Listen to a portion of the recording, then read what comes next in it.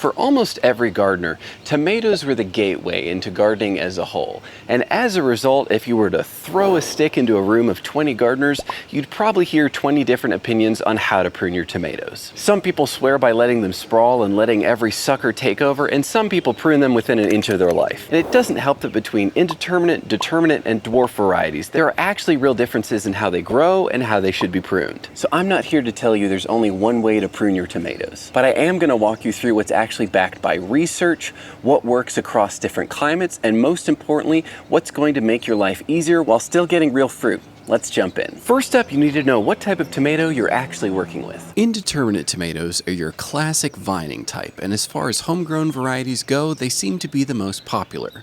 They will just keep growing taller and taller and setting fruit until either frost kills them off or you cut them back. These are what most heirlooms and cherry types are. And here in Zone 10A, where I get no frost, it is entirely normal for this cattle panel trellis to be full to the brim by the end of the season, when I have to choose if I want slower tomato growth in the fall or to swap them out for something else. If you're in a cooler region or have a shorter growing season, they'll usually top out around 6 to 10 feet tall, still vigorous and in need of pruning, but a little more contained. Either way, these plants absolutely benefit from pruning to stay manageable, productive, and healthy throughout the season. Determinate tomatoes, on the other hand, have a set limit to how tall they grow. They usually top out around 3 to 4 feet, pump out a bunch of fruit all at once, and then call it a day. These are great for container growers without a huge trellis, larger operations where you can't be as nitpicky with the growth, or growers with shorter seasons. But here's the key: if you prune them too aggressively beyond just what is absolutely needed, you'll actually lose fruit. So pruning on determinants should be minimal,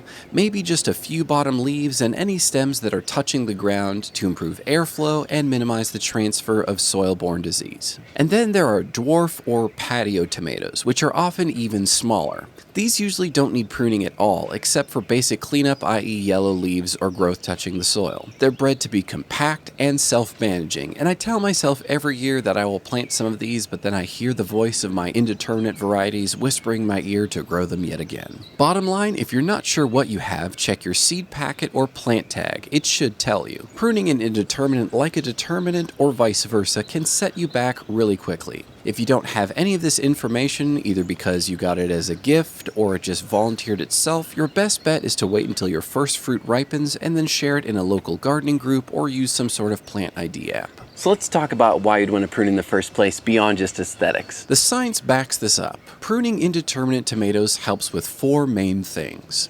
1, larger, earlier ripening fruit, which is great if you had a late start to your growth or you're growing in a super short season where you can't wait for 20 different fruiting clusters to ripen at the same time or in succession. With cherry tomatoes, fruit size isn't as much of a factor, but if you're growing larger tomatoes like Cherokee Purples, Berkeley Tie-Dyes, or what have you, keeping your plants pruned early is a big factor for fruit size. Number 2, better airflow, aka less disease. This is most important lower down on the plant near the soil level, as a lot of the worst tomato diseases like early blight or leaf spot get their start by lower leaves touching the soil. You can also minimize this by heavier mulching and avoiding overhead watering, so if time constraints are your biggest factor when it comes to taking care of your tomato plants, this should be what you should be pruning first, and we'll get more into it later. Number 3, easier access for harvesting. If you let every sucker go, you'll likely end up with fruiting clusters in places that are quite hard to reach, like those behind my earth boxes. Your hands will definitely turn green, and you might be met by a spider bite or two, but it's overall still less significant than the first 2 reasons, but still important, which leads me to the 4th reason. It makes your tomato plants much more manageable overall. If you're anything like me, it's easy to let garden tasks pile up until they're an hours-long undertaking, but dedicating even 10 minutes here and there will help you see any signs of disease, pests on your plants, and give you a better idea of how things are going instead of dealing with a mystery bush of tomatoes. You can decide how heavily you want to prune your plants, and I encourage you to experiment across different plants and seasons to see what works for your climate and workflow. Alright, let's talk technique, specifically about removing suckers. Suckers are the shoots that grow in the joint between a sunleaf and the main stem. On an indeterminate, these will turn into full-blown new vines if you let them. Each vine towards the bottom of the plant is usually called a leader, which leads us to the three main styles of initial and continuous pruning. Number 1, single leader pruning. You remove all suckers and train one main vine.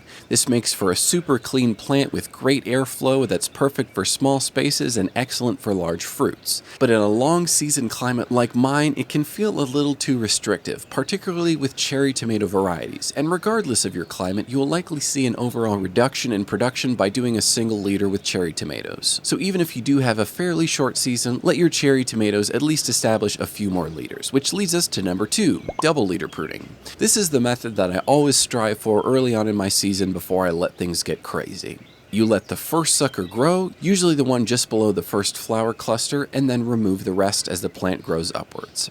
That gives you 2 strong productive stems and a bit more fruit without things getting out of hand. And then we've got style 3, 3 or more leaders. If I'm honest, this is what I usually end up with, and as a result, it takes a while for fruit to start developing, but once it does, it is an absolute mountain of tomatoes on a weekly basis. If you're in an area where you can grow tomatoes nearly year-round, you can do this, particularly in arid climates, but otherwise, I do not recommend it. It is much easier for pests to take control and for diseases to creep in, so do as I say, not as I do, particularly if you're in a more humid climate or have a shorter growing season. You can play around with how many suckers you let turn into full-on vines depending on your space.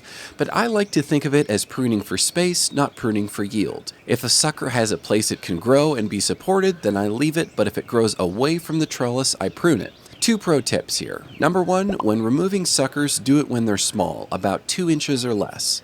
They snap off easily and heal faster. Once they get big and thick, they're stealing energy and leaving behind a big wound when you cut them off. You can still do it, but use a set of clean snips or pruners. They make a wonderful hot compost addition, but better to focus your plant's energy to fruit production instead of compost production. And number 2, if you found yourself on the wrong side of neglected pruning and have a beautiful vine full of fruit that you can't support, what you can do is chop off all the growth above the highest fruiting cluster, remove all but the 2 closest sun leaves to the fruit, and then either lay it down or clamp it onto another stem for the time being. This will let the fruit ripen, and once it's all gone, you can prune off the whole vine. And let's not forget these big bottom leaves. As I mentioned earlier, the bottom leaves are arguably the first things you should be pruning, but they're also a good lesson into the reality of growing tomatoes. A lot of beginner gardeners freak out when they see the lower leaves starting to yellow or get spotty. But here's the truth, those leaves have done their job. They're older, often getting shaded out, and they're the first place diseases like early blight or septoria leaf spots show up. So yes, prune them off and clean your pruners after you do. Once your plant starts setting fruit, you can remove the leaves below that first fruit cluster. In fact, in humid and disease-prone climates, it's smart to keep your bottom 12 to 18 inches of your plants totally leaf-free. That improves airflow, reduces soil splash, and makes life harder for fungal pathogens. That said, don't overdo it.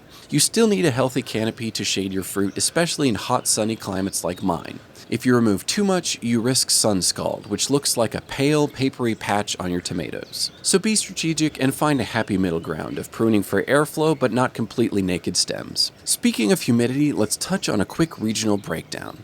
For humid zones, you need to be pruning more aggressively, and a single or double leader will be your best friend. This promotes strong airflow, and you should also be removing a lot of lower leaves. Mulch and spacing are also your best friends. In hot, dry zones like where I grow, go a little lighter on the pruning once summer hits.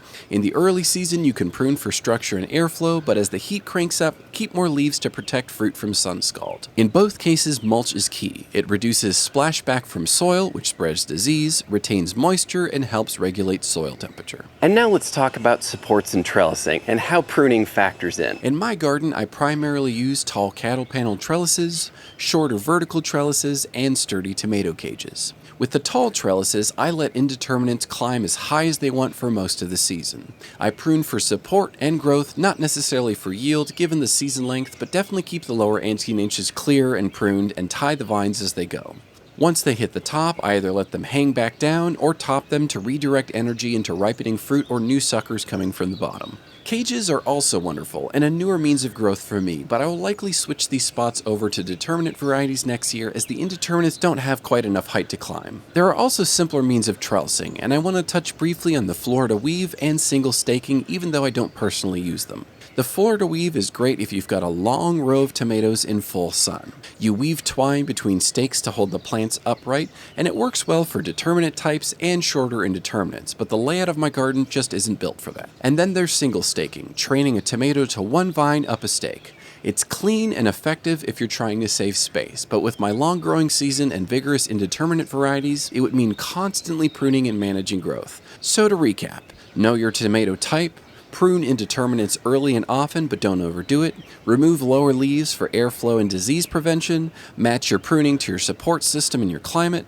And don't expect your tomato plants to look perfect, expect them to produce. If your tomato vines look a little wild, but they're loaded with fruit and staying healthy, you're doing it right. So whether you're a first-time tomato grower or an intermediate gardener looking to level up your pruning techniques, I hope this video has been helpful for you. As always, it's incredibly helpful if you both subscribe to the channel and like this video. And if you want to learn more about tomato growing or level up as a gardener when it comes to growing tomatoes, drop a comment down below if you'd like me to make more content like this surrounding all the nuts and bolts of tomato growing. This has been Aaron, aka Garden Zaddy, and I'll see you on the next one.